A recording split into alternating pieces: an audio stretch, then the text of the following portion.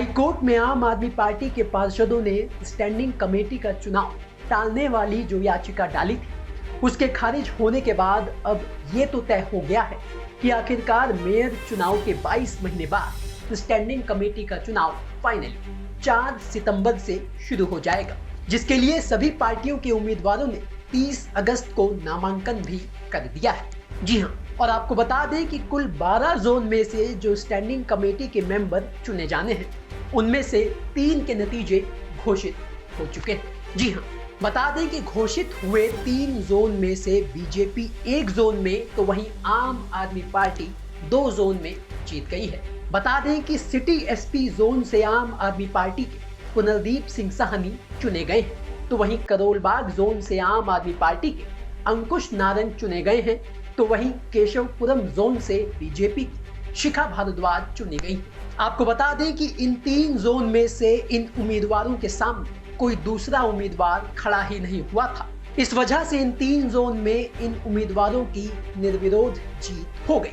उसकी बड़ी वजह थी संख्या बल, क्योंकि सिटी एसपी जोन में आम आदमी पार्टी के पास 10 पार्षद थे, तो वहीं बीजेपी के पास थे सिर्फ 2 पार्षद। इसके अलावा करोलबाग जोन में आम आदमी पार्टी के पास 11 पार्षद थे, तो वहीं बीजेपी के पास था सिर्फ 1 पार्षद। ऐसे ही केशवपुरम जोन में बीजेपी के पास 13 पार्षद थे, तो वहीं आम आदमी पार्टी के पास थे सिर्फ 2 पार्षद। लेकिन बाकी बची स्टैंडिंग कमेटी की 9 सीटों पर भयंकर घमासान युद्ध होने वाला है, क्योंकि यही 9 सीटें तय करेंगी कि आखिर जिस स्टैंडिंग कमेटी के चुनाव के लिए दिल्ली में इतना बवाल हुआ, उस स्टैंडिंग कमेटी में किस पार्टी का चेयरमैन बनेगा। और इन 9 में से 2 जोन आम आदमी पार्टी के लिए सबसे ज्यादा महत्वपूर्ण है, क्योंकि अगर इन 2 जोन में आम आदमी पार्टी के साथ खेल हुआ तो स्टैंडिंग कमेटी में चेयरमैन बनाने का सपना ही रह जाएगा। तो आखिर कौन से हैं वो 2 जोन, ये भी आपको हम बताते हैं। दरअसल वो 2 जोन हैं नरेला जोन और सिविल लाइंस जोन।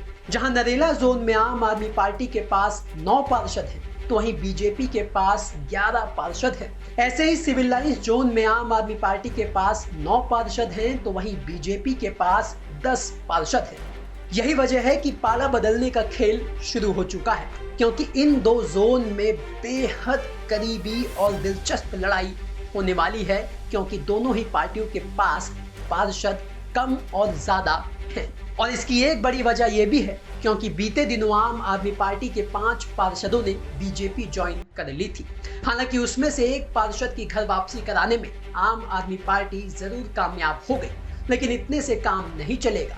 न सिर्फ आम आदमी पार्टी को अपने पार्षदों को वापस अपने खेमे में लाना होगा, बल्कि बीजेपी में भी सेंधमारी करनी होगी। तो वहीं बीजेपी भी पूरी तरह से तैयार है। आम आदमी पार्टी में एक बार सेंध लगाने के बाद उसका दावा है कि अभी और भी पार्षद चुनाव से पहले बीजेपी में शामिल होंगे। तो वहीं कांग्रेस ने भी अभी तक अपने पत्ते नहीं खोले हैं, यानी असली खेल तो अभी बाकी है, जो होना तय है। किसके साथ होगा ये वक्त बताएगा। अब जिस स्टैंडिंग कमेटी के लिए ये पूरा खेल रचा जा रहा है, अगर अभी के आंकड़ों की बात की जाए तो आम आदमी पार्टी और बीजेपी दोनों का पलड़ा बराबर है।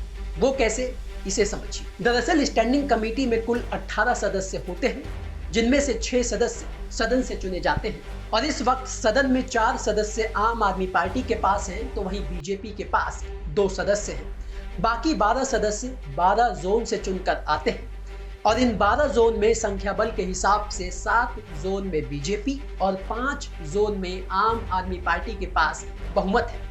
तो बीजेपी के जोन के 7 सदस्य और सदन के 2 सदस्य मिलाकर होते हैं कुल 9 सदस्य। ऐसे ही आम आदमी पार्टी के जोन के 5 सदस्य और सदन के 4 सदस्य मिलाकर होते हैं कुल 9 सदस्य।